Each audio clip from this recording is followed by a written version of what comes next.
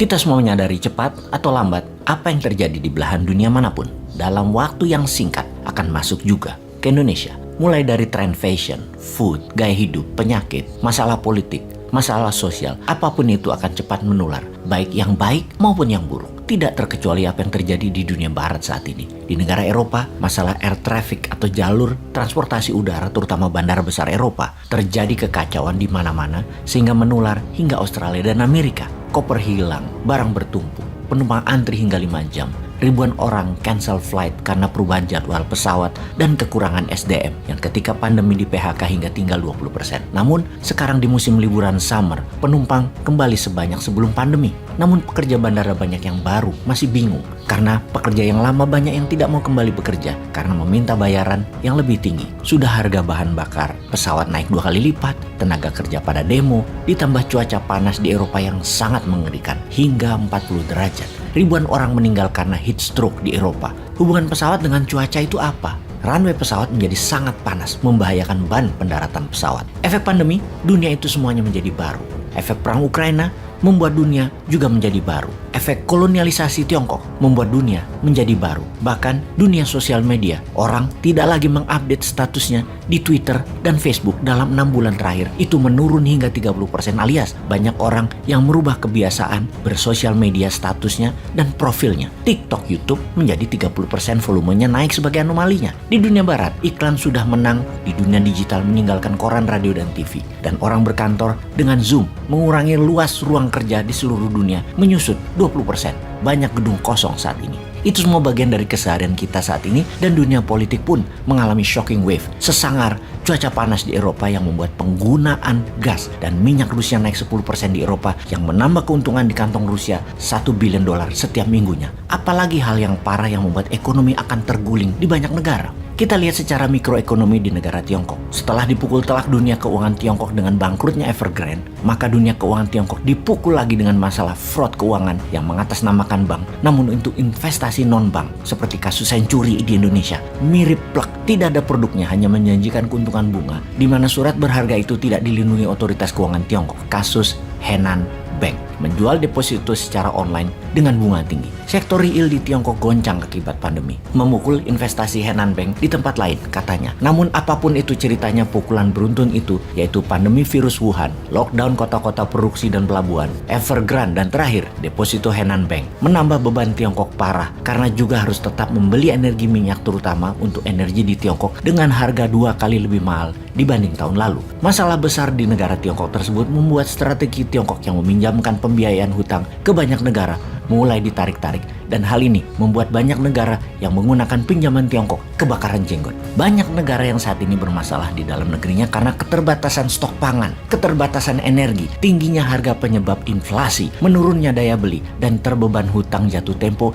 yang biasanya mudah menemukan pinjaman-pinjaman lain lagi agar hutang tadi dibayar pakai pinjaman hutang lagi. Kehidupan agar bisa hidup dan berputar, namun tidak ada pada saat ini. Pendana mulai menarik investasinya dan tidak menambah lagi arus kas keluar. Amerika melakukan itu, Tiongkok melakukan itu, menarik investasinya, menarik dolarnya. Kita ke tanah air yang memasuki tahun politik yang mulai pada kampanye. Sebuah hutang besar bulan ini sekitar 500 triliun mengharuskan mendapatkannya melalui pinjaman baru. Kita beruntung masih bisa mendapat pinjaman. Hal ini mengingatkan kita atas apa yang terjadi di pemerintahan di atas sana. Pastinya lagi dilema, pastinya lagi bingung, lagi penat karena nggak ada yang kerja karena lebih mementingkan jualan untuk nanti 2024. Harga minyak dunia itu 2 kali dari perkiraan prediksi APBN. APBN memperkirakan harga di tahun 2022 berkisar $63. Itu terjadi analisa di tahun 2021 menebaknya. Ternyata di tahun 2022 harga bisa sampai $120 per barel dan saat ini sekitar $100 per barelnya. Tentunya perlu ada dana besar untuk membeli BBM, naik 2 kali lipat dari anggaran. Dan kalau di SPBU dilepas harga publik, dilepas harga pasar,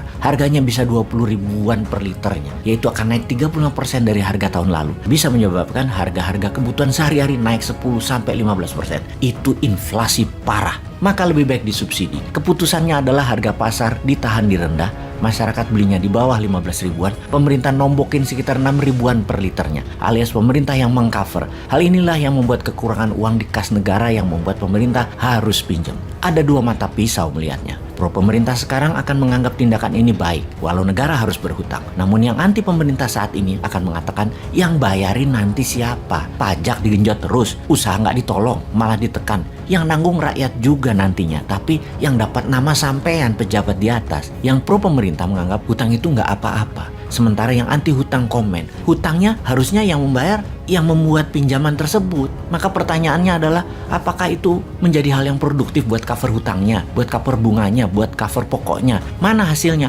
Kok malah ngutang terus? Rakyat menjadi terbebani dengan beratnya membayar pajak untuk bayar hutang. Hutang tidak produktif lagi. Maka banyak komentar yang menyatakan, coba kalau presiden selagi menjabat itu boleh melakukan apapun seperti ngutang, pinjam, gadaikan aset negara, tapi di ujung masa jabatannya harus nol kembali. Hutang harus terbayar, aset tidak ada yang hilang. Coba bayangkan kalau itu jadi KPI, Key Performance Indicator, indikator prestasi bernegara. Itu baru adil menilai keberhasilan seorang pejabat, yaitu membuat negara profit, naik pertumbuhannya, dan tidak meninggalkan hutang. Prestasinya ada bukti angka, ada bukti rapot, bukan hanya gambar-gambar bangunan saja, namun ada angka pembuktian bangunan tadi membuat manfaat, yaitu keuntungan baik materi ataupun non-materi. Kita bisa menilai dengan angka lebih objektif. Apa yang pejabat telah buat, apa manfaat buat rakyat, dan apa harta yang ditinggalkan. Makin bertambahkah atau makin sedikit? Ada hutangkah atau bebas hutang? Itu harus jadi patokan. Bagaimana kalau nanti kita pakai hal ini sebagai parameter pemerintahan? Anak cucu kita menilai. Sekarang mungkin yang sedang menjabat merasa aman karena ada dana 1,2 triliun rupiah dalam 7 tahun untuk buzzer yang melindungi dari ide-ide dan usulan-usulan kita agar tidak ditanggapi. Namun kebenaran kan sesungguhnya tidak perlu dibela oleh buzzer, karena kebenaran hakiki itu membela dirinya sendiri. Ya kecuali yang dibawa memang bukan kebenaran hakiki. Kita balik ke topik. Pertamina saat ini perlu 500 triliun rupiah, maka pejabat tertinggi mengatakan pinjam. Hutang siapa yang bayar? Yang bayar presiden selanjutnya. Inilah salah satu yang Bosman harapkan ketika mendapatkan mandat nanti. Newmind bisa-bisa tidak mau bayar hutang yang dibuat oleh pejabat sebelumnya. Bisa nggak ya kayak gitu? Bayangkan kalau mantan sewaktu menjabat menggunakan kekuasaannya untuk mendapatkan pinjaman, namun bukan untuk membuat hasil yang produktif, tapi buat belanja barang-barang, buat pamer dan flexing. Kan berat nanggung yang terkenal mantan yang susah kita. Ibarat pinjam di bank pakai aset mertua, yang bukan buat usaha malah beli barang mewah, jalan-jalan ke luar negeri. Di ujung-ujungnya hutang menumpuk. Mertua nanya, ngapain aja tuh duit lu pakai? Jawabannya, sambil garuk-garuk kepala. Itu hanya ilustrasi yang anti pemerintahan. Yang pro tidak melihat hal seperti itu, semuanya wajar dan pejabat sudah bekerja dengan baik. Cadangan devisa Indonesia masih tinggi, inflasi masih terjaga, stok pangan masih terjaga. Jauh itu seperti Sri Lanka itu jauh, dibandingkan juga Pakistan juga jauh. Indonesia jauh lebih baik, tenang aja.